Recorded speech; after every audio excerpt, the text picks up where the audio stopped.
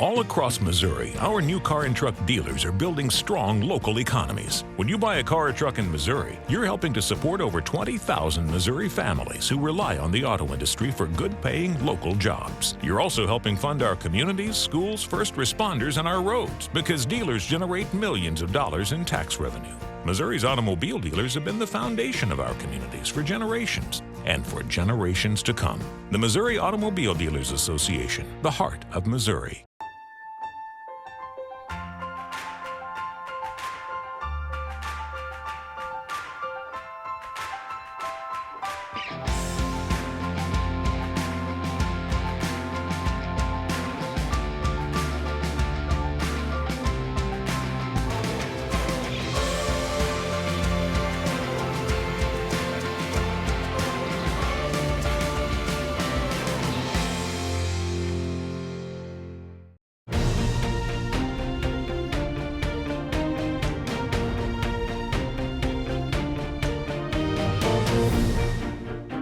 Welcome to This Week in Missouri Politics.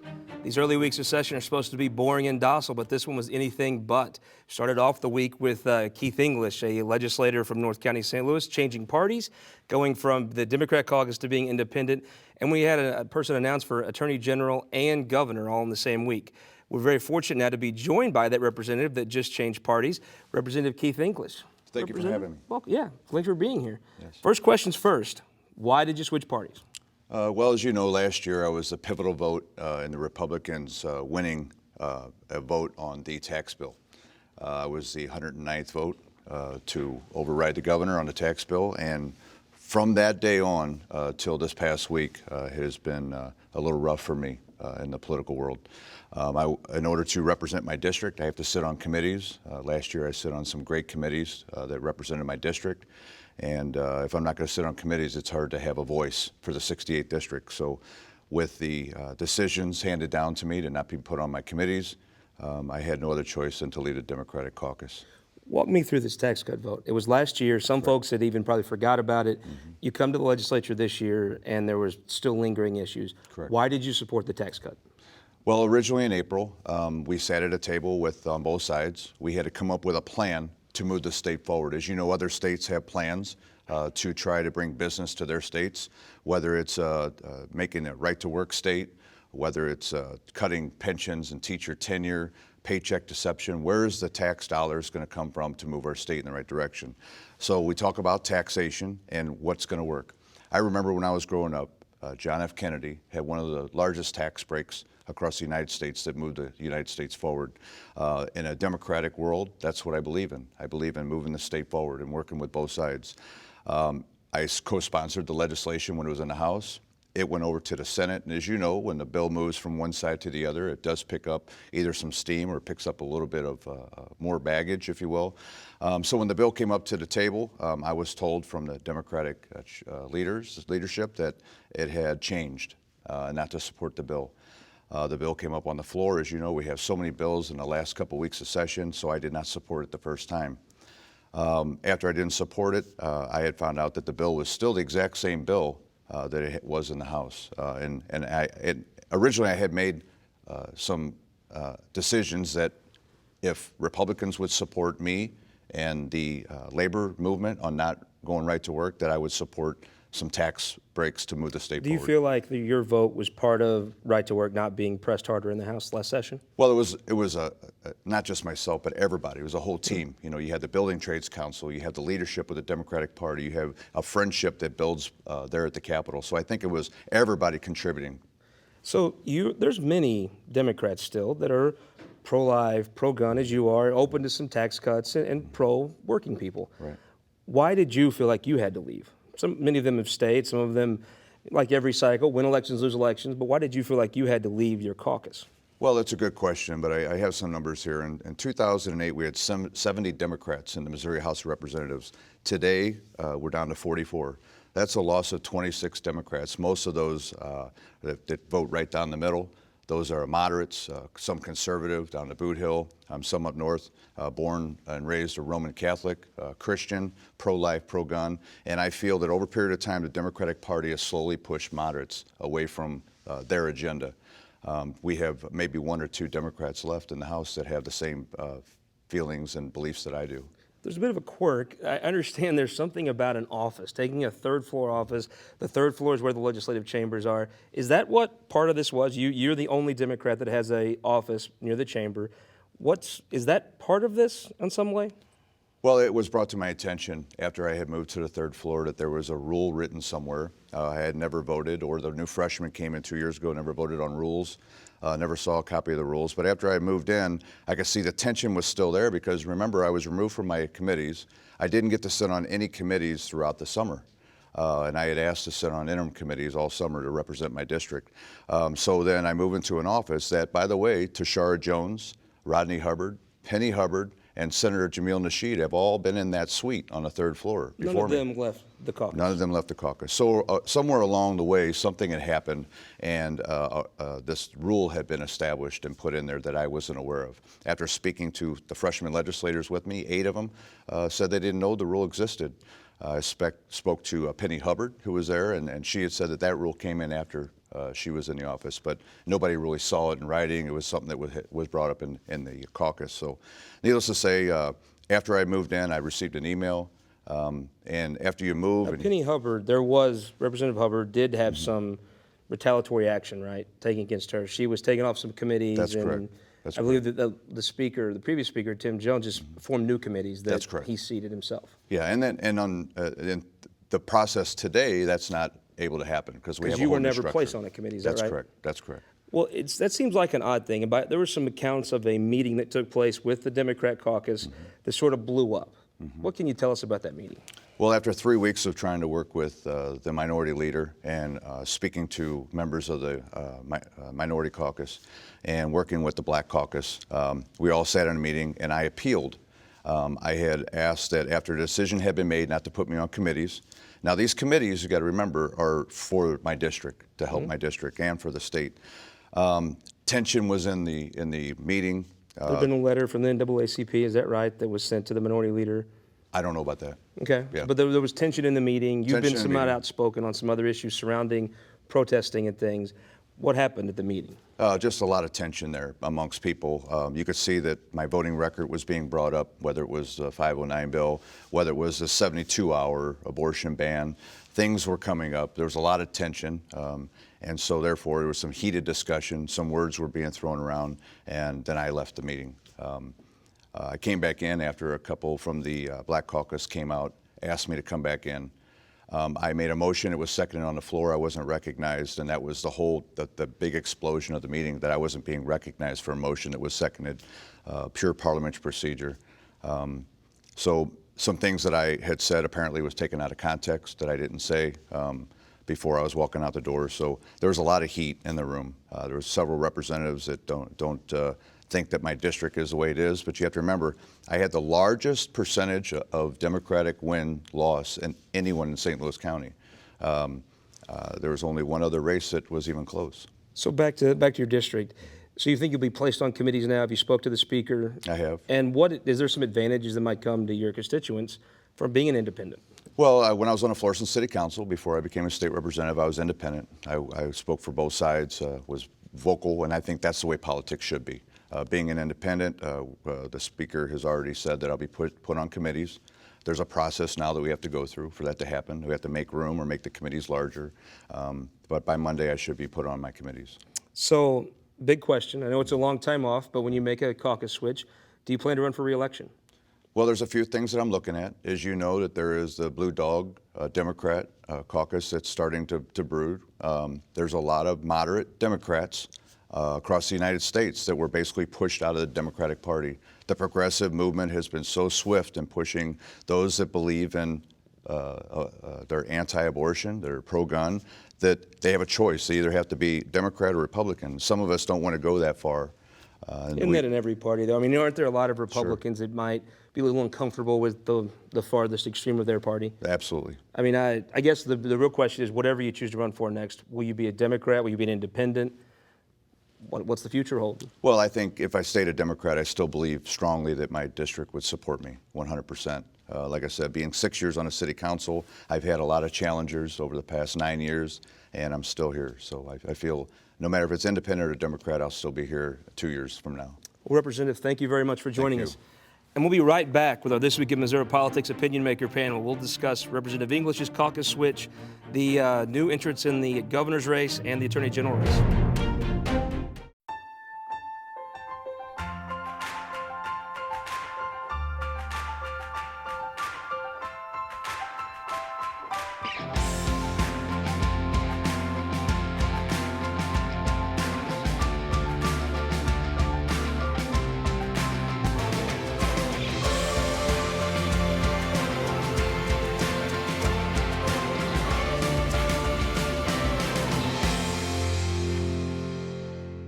All across Missouri, our new car and truck dealers are building strong local economies. When you buy a car or truck in Missouri, you're helping to support over 20,000 Missouri families who rely on the auto industry for good-paying local jobs. You're also helping fund our communities, schools, first responders, and our roads because dealers generate millions of dollars in tax revenue. Missouri's automobile dealers have been the foundation of our communities for generations and for generations to come. The Missouri Automobile Dealers Association, the heart of Missouri. And welcome back to This Week in Missouri Politics. We're very pleased now to be joined by our This Week Opinion Maker panel. Jack Cardetti, Democrat Party kingpin and now a partner at Tightline Strategies. Carl Bearden, the Executive Director of United for Missouri, the largest conservative grassroots organization in the state. Is that correct? I believe so. Good deal. Speaking of executive directors, Crystal Brinkley, the Executive Director of the Missouri Democratic Party, and Scott Pearson, the Republican strategist and the newest columnist for the SEMO Times. Scott, welcome to everyone. Thank you. We'll start with you, Scott. Interesting week in politics. These usually are slow weeks. This was a very busy week. Let's begin with what the representative just had to say. What was your thoughts on his caucus move and what he just said here on this week? Well, I think it was a good move for him. I think it's been good. Obviously he feels that he needs to make a change, and I think it's going to be good for his career. I think long term as he moves forward. Crystal Brinkley, the head of the Democratic Party, the representative talked about how it was challenging for him to be pro-life, pro-gun, cutting taxes. What did you think of those comments? I mean, I'm a Democrat from Sullivan County, Missouri, and it's just hard to be able to relate with that. We're focused obviously on recruiting candidates that represent their district, and we look forward to doing that in the representative's district. Jack Cardetti, you've ran and won campaigns with Democrats that are pro-gun, pro-life. What do you think happened in this situation that is having now the second legislator leave the caucus? Well, there's always a structural problem when you're in the minority party. For those that come down to Jeff City and are a little more concerned about what they can get out of it than what they can do for their district, there's always going to be things that the majority party can provide to them, whether it's a third floor office or something else. I mean, here, what I think the representative has effectively done, though, is put a shelf life on his political career. A Democrat will represent that seat in 2 years. Carl, Representative Bearden, I should say, you were formerly in the House. Whether Democrats had third floor offices, was this a big deal when you served?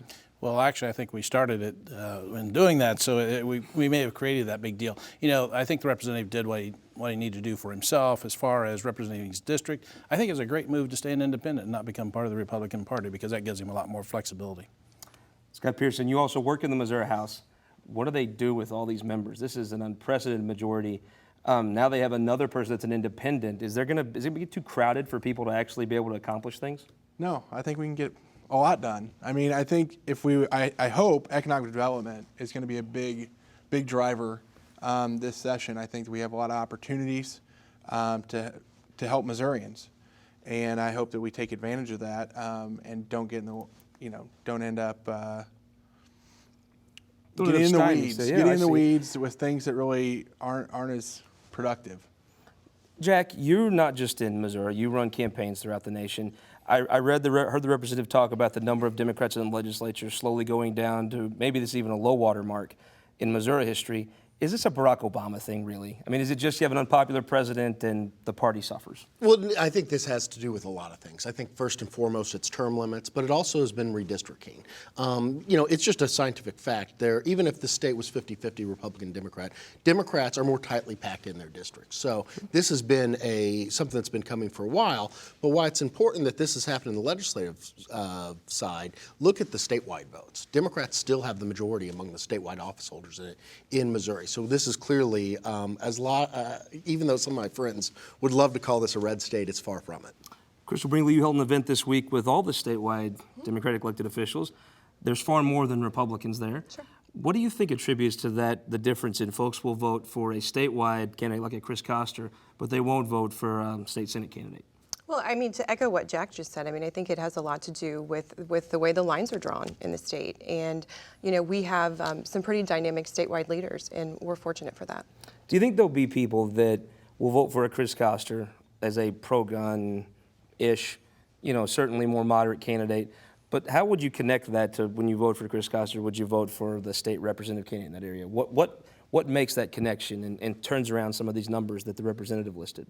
Well, I mean, it's a unity thing. I mean, Chris Koster, I think that, being a Democrat in the state of Missouri and having to separate, pro-gun, pro-life, again, it's a geography issue that we struggle with, but, we do hold a lot of the statewide, and, they get out in rural Missouri, believe that or not. And there are Democrats out there, and we're finding them. Representative Bearden, I like to say that because we're talking about the House. You were budget chair. You obviously at the time had to work with a lot of different people to pass that budget. Do you feel at the time there was a different feeling in the Democratic Party? Is the progressive movement representative pushing people out?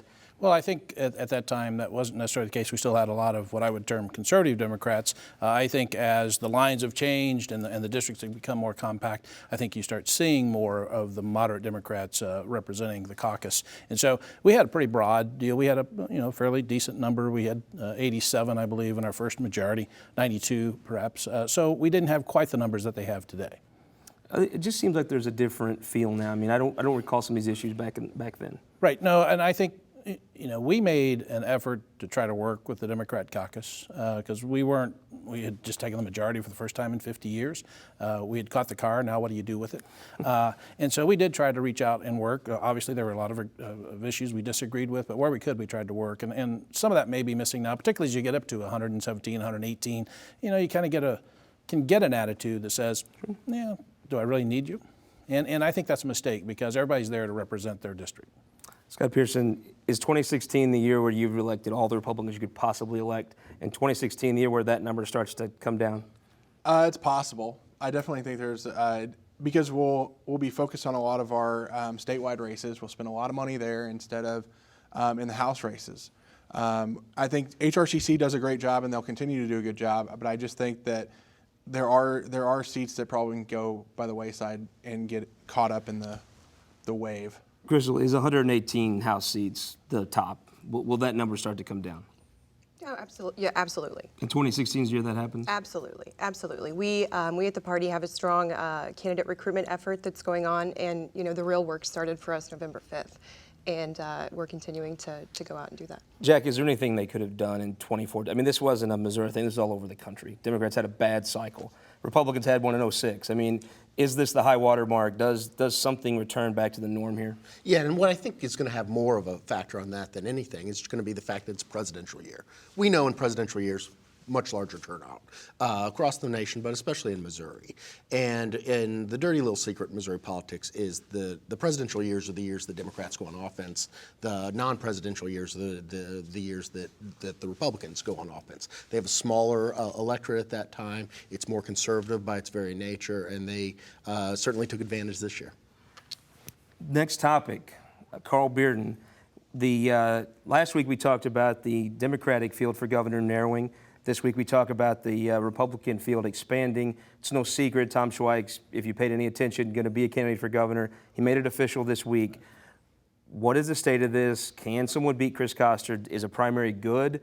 What are your thoughts? Well, I think, first off, I don't think Attorney General Koster goes into this saying, I can't be beat, because if he does, he can be beat. And so I think that he can be beat, and I think it does take the right candidate with the right message. I think with both Catherine Hanaway and Tom Schweik, you get an opportunity to see a little bit of difference, and you certainly get to see a contrast with Chris Koster. Scott Pearson, what did you think? Tom came out of the gate slugging. Those that know Tom know he is a fighter. Yeah. He came out of the gate with a very pointed announcement speech. What was your impressions? You know, I think Tom's a winner. He's proven it, and I think that he's going to do a good job if he's elected. And I think it's going to be a long road to hoe. I really do believe that. I mean, you've got Catherine. She's got the money from one guy, but Tom's got it from, you know, multiple big donors. And so we'll see how that all shakes out, but we'll spend a lot of money in the primary, I have a feeling. Cardetti, these races will be funded, right? I mean, at the end of the day, both sides should have enough money to run good campaigns. What does the primary do? Is there a silver lining in a gubernatorial primary for the Republicans? No, not really. I think that it really speaks to the fact that Republicans are still searching for a candidate that they think can beat Chris Koster. I actually don't think we've seen the last of the Republican candidates in the governor's race. I think you'll see got a prediction? one or two other Republicans get in, because Republicans are searching who is that candidate that can beat Chris Koster. But you're right, Scott. It's going to be a well-funded race, which means the quality of the candidates is what's really going to stick out. And clearly, whether it's Chris Koster against Hanaway, Chris Koster against Schweik, Chris Koster is a better candidate. He's a great fit for Missouri. He'll be a great governor. Carl Bearden, leader of the largest conservative grassroots movement in the state. Who's the other candidate? Does Jack have a point? Well, I don't think that you have seen the last one. I don't know if it's one or two more. I think you'll probably see a candidate that may not have. No one's watching. Just let us in on the secret. I understand. But I think you will. I think you will see a candidate probably come in that may not have had an elected position. One that has had some accomplishments on his own that'll might shake it up a little bit. Interesting. Crystal Brinkley, it seems like there is a case this time where you have a very strong top of the ticket statewide. Sure. The down ticket, what's that going to look like? I'm confident that we're going to have a very strong down ticket. We, again, dynamic statewide leaders, and we'll continue to form our ballot the way it needs to be. The bottom part of that ticket added a little bit this week when Jake Zimmerman, former representative, the tax assessor here in St. Louis County, filed to run for AG. You've already had State Senator Scott Sifton in the race. That's an interesting dynamic against a Republican field that has a clear front runner, but maybe not completely set in Kurt Schaefer. What's the dynamics? What does Scott Sifton need to do to win? What does Jake Zimmerman need to do to win? Is there another candidate we're not talking about? I think that we should all anticipate, a potential, third candidate getting in the race. I think that, we should, and I think both Scott and Jake, they're great guys, and they're both phenomenal politicians, and they'll both run good races, I'm sure. It seems like one of the recipes for success for Democrats statewide has been not having these primaries and having divided Republican fields and saving some resources. Sure. This time, maybe through some oddities of the process, the Republican fields seem to be winnowing, except for the governor's race, and the Democratic fields are not really set yet, the AG being a leading one. Is that going to hinder you? Is there something good to be found? Everybody says that you could find something good from a primary. Can you? Well, obviously a primary is not ideal in this situation, but again, I think, we can, the ticket's not closed. Sure. We're filing's still open, and who knows what'll happen. That's probably the case with most all these races. Speaking of the who knows what will happen, this week in the legislature there was a kind of an anomaly resurfaced from last session. It's been around every year. These off-site committee hearings. They're at very nice restaurants. They look terrible. Who knows if they're good or not? Carl Beard, when you were in the House, is this something that went on then? I know it's been on a long time. Do you remember it happening? Yeah, then? I don't recall us doing any committee hearings, and this was an informational presentation. It was not a hearing. I think they mishandled, and out of the chute, folks like Jack was able to help them confuse the issue. Why was this a hearing? Yeah, I don't understand. Why was this not just a dinner? I don't understand the difference. Yeah, well, it was an informational presentation. It should have just been a dinner. Invited to. Each caucus. I presume the Democrats still do have an informational meeting. They have study groups within the caucus, and that's generally when those things were presented when we were in the majority. So you get the opportunity, because the hearing rooms really are not set up to make those presentations on big screens and those sorts of things. But I think that was mishandled. I think the venue of the country club was not something you can easily defend, although I think Jack's alter ego and identical twin, John Deal, did try to do as best as possible. It would have been better at a hotel at the Capitol Plaza or... Jack, just how bad is this? I think it looks really, really bad. I mean, it's absolutely tone deaf. And I think, frankly, a few of them put Speaker Deal in a bad position here. The real question is going to be, at the start of every legislative session, everyone talks about ethics reform. At the very end of the legislative session, no one's talking about ethics reform because it never goes anywhere. Will this be the triggering event that has ethics reform propelled forward this year? I think that's going to be the big question. Jack, when Representative Frederick from Rolla goes to fill up his gas in St. James, and someone comes up to him at the gas station and says, Representative, I sure hope you do X. Does anyone say ethics reform, honestly? So they don't say, campaign finance limits and certain things that are very inside baseball. But things like having committee hearings in country clubs where the people you're supposed to be regulating are paying for your dinner, the person at the gas station understands that. And you can better believe this week, when these legislators are home, they're going to get an earful from a few of these legislators. And that's probably a good thing because all Republicans and Democrats probably need to come together and really push forward a package where things like this aren't allowed, but to get even further than this, get some of the money out of politics, get some of the lobbyist gifts out. And hopefully this is an event that propels that forward. Crystal Brinkley, is this an issue that can turn voters on? Is this something that could persuade a voter who's undecided who they're going to vote for on a state level? Oh, absolutely. I definitely think so. I think that the optics of what happened this week could not have been better, in my opinion, obviously. But, absolutely. This message will carry to these legislators' constituents. I can guarantee you that. And that's something that should be your job to remind them of in November. Absolutely. But now this is obviously not a one-party situation. Sure. These dinners have went on for several years. The whole committee is there oftentimes. Usually Democrats are there too. Not necessarily in this case. I mean, Minority Leader Hummel took a great stand and said that, unacceptable, shouldn't happen. Unfortunately, it took Speaker Deal a little bit longer than we'd hoped to call these off. But no, I don't think that. I think we're on the right track here. Yeah, Pearson, Speaker Deal did step in. The committee chairman of the second dinner didn't have it. The speaker did step in. He come out of this looking good? Yeah, I think he shuts it down. He shut everything down, maybe not as fast as other people wanted him to do it. Obviously, when it comes to at the dinners, what I find interesting too is we have legislators because we'll have dinner, or breakfast, lunch, and dinner in some committees. So then we'll have legislators that have taken the pledge not to take lobbyist gifts, but then they'll roll in immediately after dinner's done, and they're the first ones in line for those. And so I would agree that there is some of those things that if we're going to do it, we need to just get rid of dinners, breakfast, lunch, and dinners. Just get rid of it. Quick predictions: will there be an ethics bill passed this year, Jack Cardetti? I think for the first time in a long time they will pass a bill, but I think it'll be very much watered down because when you have legislators regulating them. Crystal Brinkley, will there be an ethics bill passed? I hope so. I think so. I'm positive about it. Carl Bearden, will there be an ethics bill? I think so. Scott Pearson, ethics bill? I do think so. And a new column in the SEMO Times. Yeah. Outstanding. Couldn't be more excited. I want to thank everybody for joining us on This Week in Missouri Politics. Next week will be our debut week down in Southeast Missouri on KBSI 23. Look forward to seeing you then. And as always, you can watch all of our episodes in real time on www.thisweekinmissouripolitics.com.